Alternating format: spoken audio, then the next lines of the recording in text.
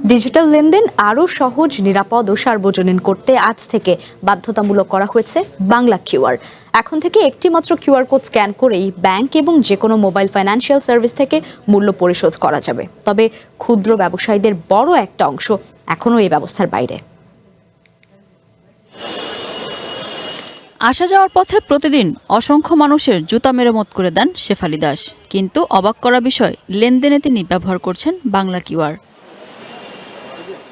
একসময় নগদ টাকা কিংবা এটিএম কার্ড ছাড়া কেনাকাটার কথা কল্পনাও করা যেত না। এখন মোবাইল ফোনই যথেষ্ট।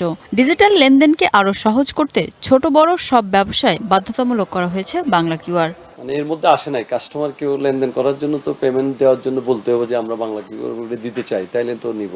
এতদিন বিকাশ, নগদ, রকেট কিংবা বিভিন্ন ব্যাংকের জন্য ব্যবসায়ীদের আলাদা আলাদা কিউআর কোড রাখতে হতো। ফলে একই দোকানে একাধিক কিউআর কোড ব্যবহারে যেমন ভোগান্তি ছিল, তেমনি ডিজিটাল পেমেন্ট গ্রহণেও তৈরি হতো জটিলতা।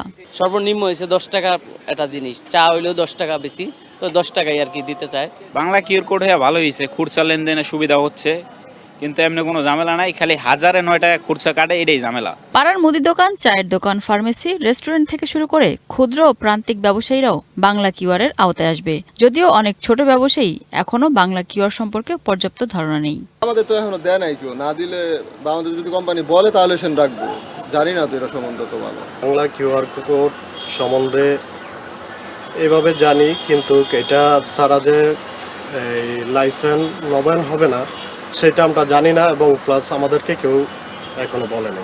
সংশ্লিষ্টরা বলছেন, বাংলা কিউআর চালুর ফলে নগদ অর্থের ব্যবহার কমবে, লেনদেন হবে আরও দ্রুত ও স্বচ্ছ।